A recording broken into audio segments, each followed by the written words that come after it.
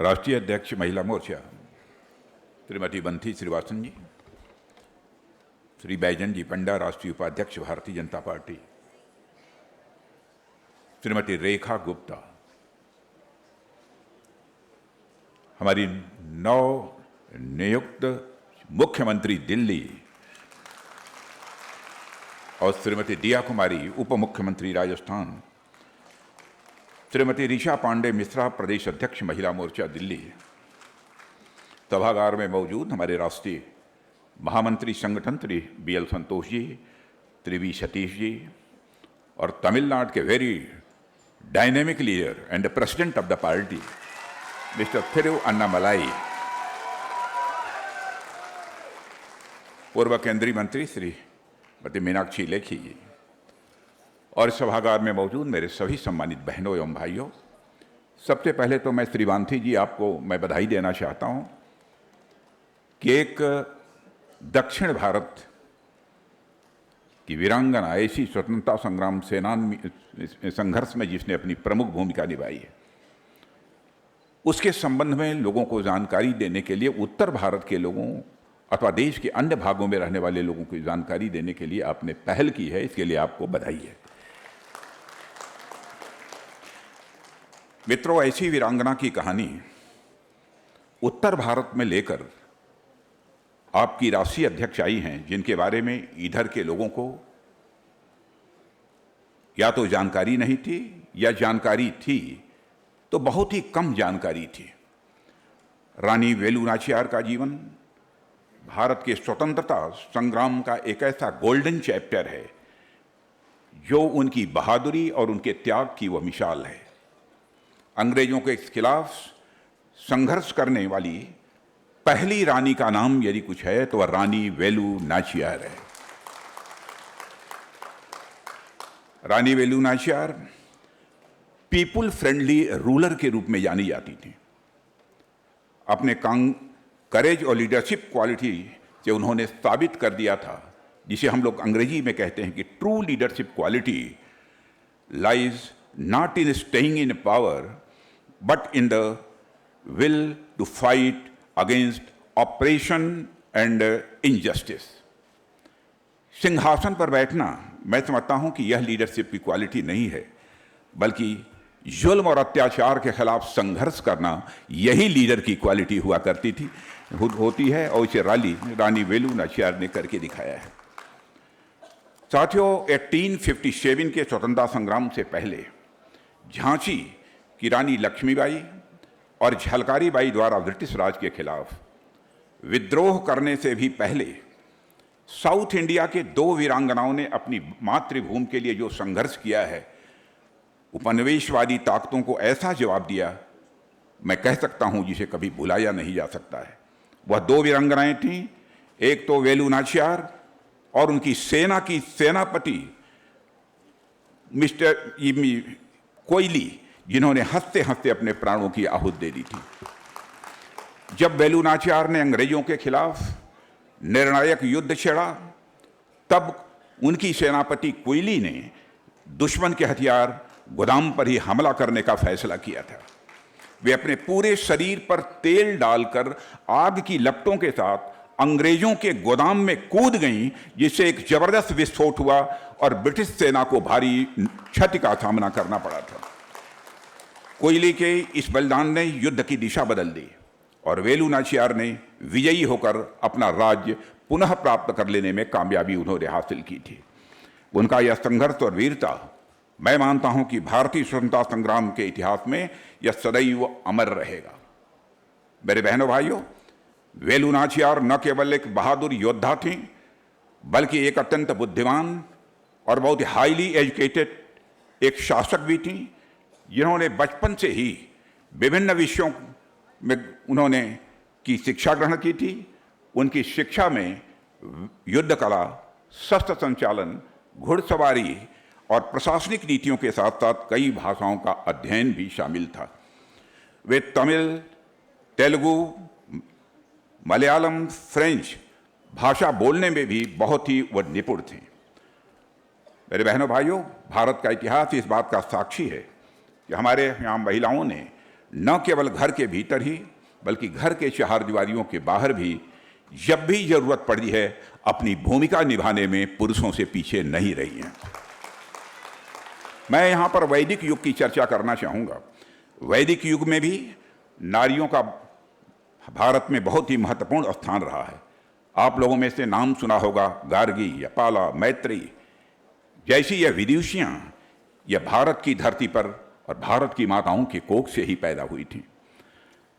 बहनों भाइयों, आज हम जब रानी वेलू नाचियार का स्मरण कर रहे हैं तो स्वाभाविक रूप से हमें राजस्थान की वीरांगना योद्धा ताराबाई का भी स्मरण करना चाहिए, जिन्होंने अफगानों का डटकर मुकाबला किया था। हमें वीरांगना पन्नाधाई को याद करना चाहिए, जिन्होंने महाराणा उदय सिंह की जिंदगी बचाने का काम किया था। उड़ीसा में भौमकारा राजवंश ने 8वीं और 10वीं शताब्दी के बीच करीब 200 साल तक शासन किया था। इस राजवंश के 18 से अधिक शासकों में आपको जानकर खुशी होगी, इस राजवंश के 18 शासक थे, 18 शासकों में 6 महिलाएं थीं। इस डायनेस्टी की पहली महिला रानी त्रिभुवन महादेवी थीं। वह एक बहादुर महिला होने के साथ साथ एक कुशल शासक और प्रशासक भी थीं। वारंगल की रानी रुद्रमादेवी के बारे में भी जो कुछ भी हम जानते हैं उसे पढ़कर सचमुच हमें हमारे अंदर एक सेंस ऑफ प्राइड, एक गौरव की अनुभूति स्वाभाविक रूप से होती है। मेरे बहनों भाइयों, आप रानी चेन्नम्मा की बहादुरी को नहीं भूल सकते।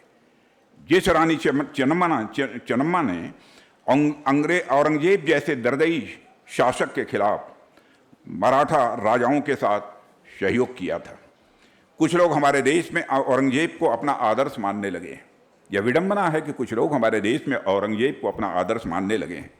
औरंगजेब ने भारत की जनता को मजहब के आधार पर न केवल बांटा बल्कि बहुत सारे दूसरे मजहब वालों पर जुल्म भी ढाने का काम किया था।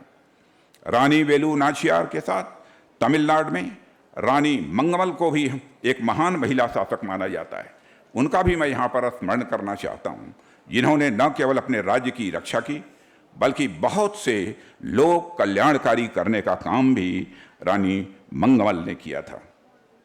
मेरे बहनों भाइयों, रानी मंगमल ने इंफ्रास्ट्रक्चर डेवलपमेंट के मामले में बहुत ही महत्वपूर्ण भूमिका निभाई थी और सड़कें, स्वच्छ जल जनता को मिले, इस पर रानी मंगमल ने विशेष अपना ध्यान केंद्रित किया था। उन्हें आज भी बिल्डर ऑफ हाईवेज के रूप में जाना जाता है। इसी तरह भारत की फ्रीडम स्ट्रगल में एक नहीं अनेक महिलाओं ने बढ़ चढ़ कर हिस्सा लिया है। रानी लक्ष्मीबाई, रानी उदा देवी और बेगम हजरत महल जैसे कई ऐसी हैं विदुषियाँ जिन्होंने इनके संघर्ष को भारत का कोई व्यक्ति, भारत का बच्चा कभी भूल नहीं सकता है। महात्मा गांधी ने स्वयं इस बात को स्वीकार किया है कि महिलाओं की भागीदारी ने स्वतंत्रता संग्राम को न केवल प्रभावी बनाया था बल्कि इसे व्यापक स्वीकार्यता भी दिलाई थी। यह बात महात्मा गांधी ने कही थी। मेरे बहनों भाइयों, गांधी जी का यह मानना था कि महिलाओं में जो सहनशीलता, करुणा और दृढ़ता की ताकत होती है वह किसी भी संघर्ष को नैतिक ऊंचाइयां प्रदान करती है। यह महात्मा गांधी की मान्यता रही है। उन्होंने महिलाओं को अहिंसक, नॉन वायलेंट एजिटेशंस, अहिंसक आंदोलन की धुरी बताया था।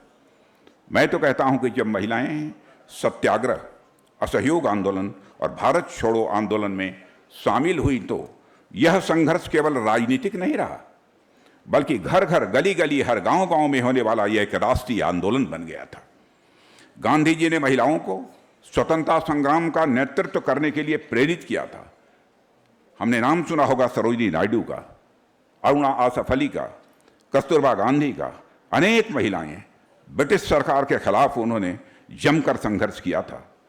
जब पुरुष जेल में थे तो महिलाओं ने मोर्चा संभाला था और आंदोलन को आगे बढ़ाने में अपनी अहम भूमिका का निर्वाह किया था। सच्चाई यह है कि महिलाओं की ही भागीदारी थी जिसने स्वतंत्रता संग्राम को जन आंदोलन में बदलने का काम किया था। मेरे बहनों भाइयों, भारत के इतिहास को बनाने में महिलाओं की प्रभावी भूमिका रही है। मैं समझता हूं इसके प्रचार की भी आवश्यकता है और यह बात लोगों को बतलाने की भी आवश्यकता है। और मैं मानता हूं कि आज का कार्यक्रम इसी दिशा में लिया गया एक बहुत ही प्रभावी कदम है।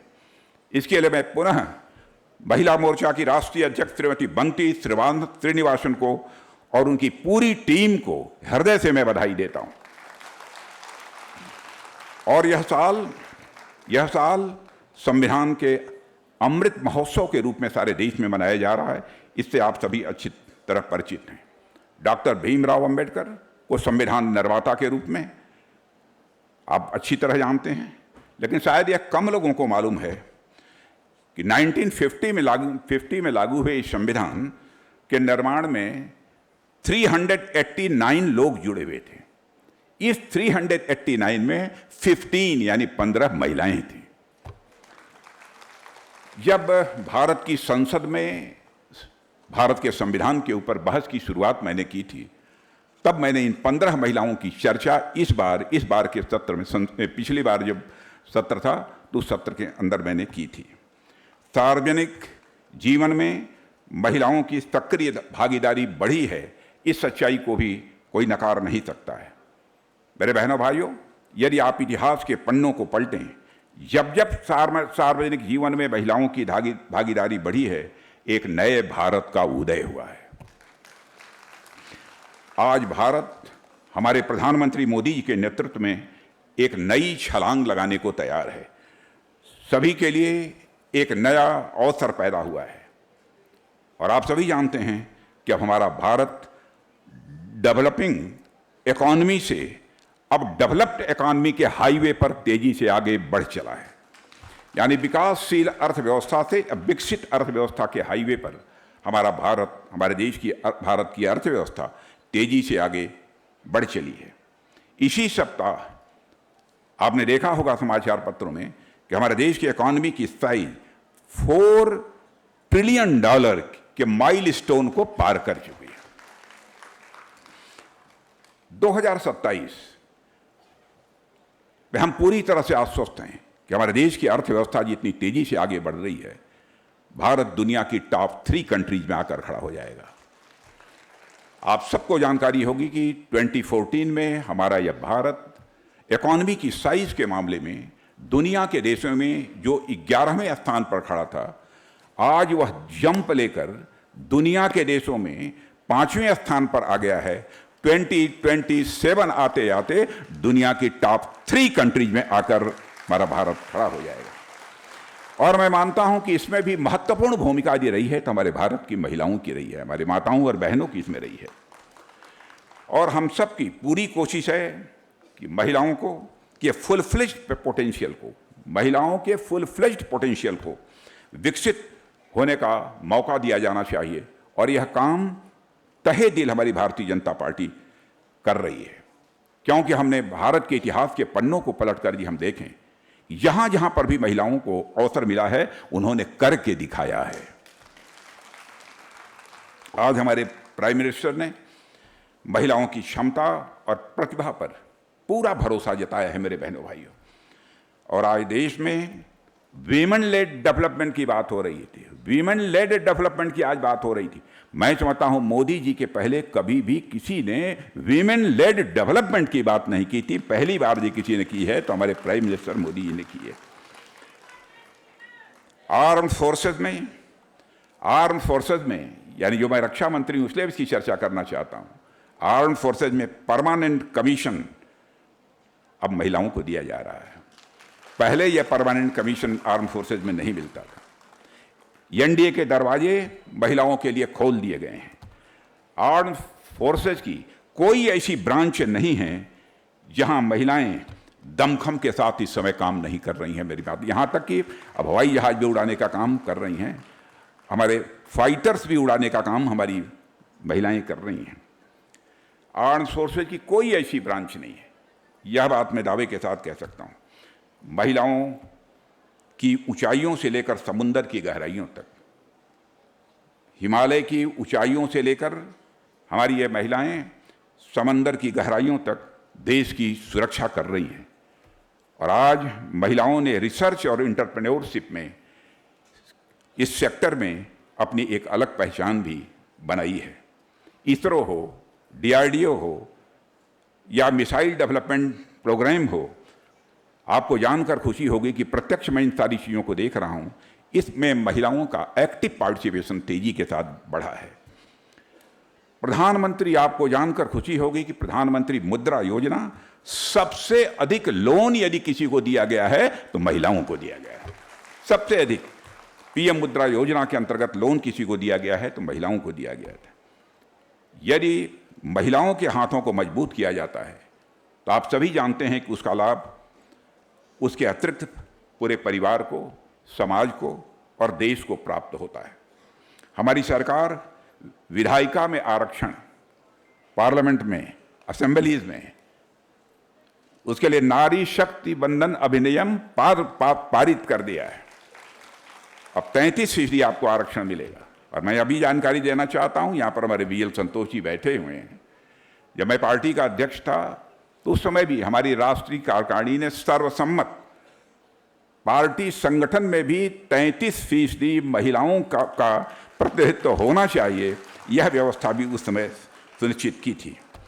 मैं मानता हूं कि नारी शक्ति के सहयोग और सामर्थ्य के बिना एक सशक्त और आत्मनिर्भर भारत जिसका हम निर्माण करना चाहते हैं, वह होना किसी भी सूरत में संभव नहीं है। मेरे बहनों भाइयों, तमिलनाडु की रानी वेलु नाचियार के जीवन पर आधारित अभी आप एक थिएट्रिकल ट्रिब्यूट को आज हिंदी भाषा में प्रस्तुत किया जाएगा, यह मुझे जानकारी दी गई है। मैं समझता हूं कि उनकी सौर गाथा को यहाँ लोग अच्छी तरह से समझ सकेंगे, ऐसा मेरा पक्का विश्वास है।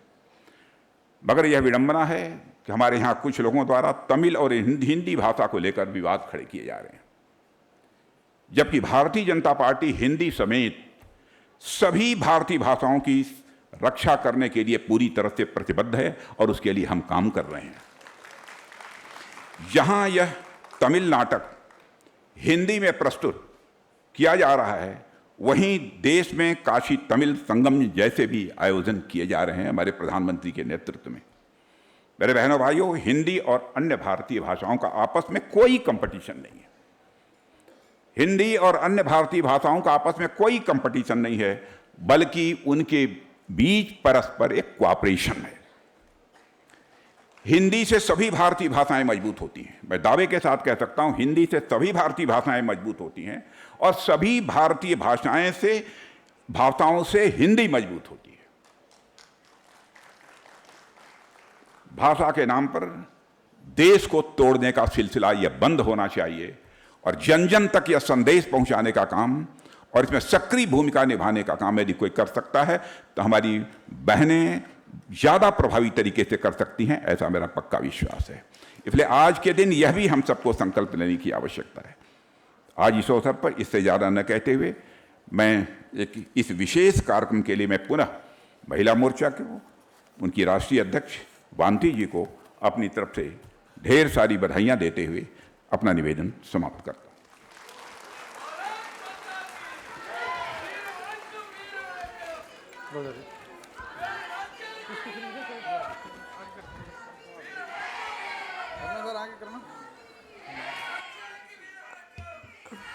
आपके ज्ञानवर्धक संबोधन के लिए बहुत बहुत आभार माननीय रक्षा मंत्री जी।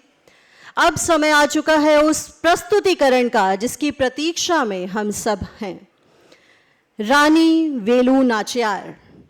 रानी वेलु नाचियार के ऊपर एक विशेष नाट्य प्रस्तुति का आयोजन आप सभी के लिए आज इस कार्यक्रम में किया गया है। मैं व्यवस्था में लगी अपनी बहनों से आग्रह करूंगी कि हमारे मुख्य अतिथियों को कृपया सामने बैठने की हम व्यवस्था यदि कर पाएं ताकि वो प्ले का पूरा आनंद ले सकें। सभी सम्मानित अतिथियों से आग्रह कि यदि आप सामने की ओर आ जाएं। वेलु नाचियार भारत में ब्रिटिश औपनिवेशिक सत्ता के खिलाफ लड़ने वाली पहली रानी थी। इतिहास गवाह है कि देश को अंग्रेजों की गुलामी से मुक्त करवाने में देश की वीरांगनाओं ने इतिहास के पन्नों में अमिट छाप छोड़ी है।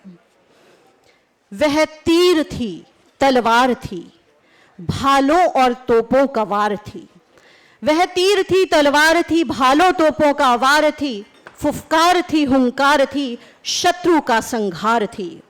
प्रस्तुत है रानी वेलु नाचियार के जीवन पर एक नाट्य मंचन।